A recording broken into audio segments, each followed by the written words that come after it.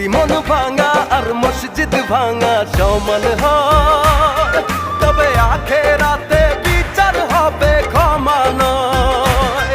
যদি মন ভাঙা আর মসজিদ ভাঙা সমান হয়, তবে আখেরাতে বিচার হবে ক্ষমা নয়। যদি মন ভাঙা আর মসজিদ ভাঙা সমান হয়, তবে আখেরাতে বিচার হবে ক্ষমা নয়। যদি মন ভাঙা আর মসজিদ ভাঙা সমান হয়।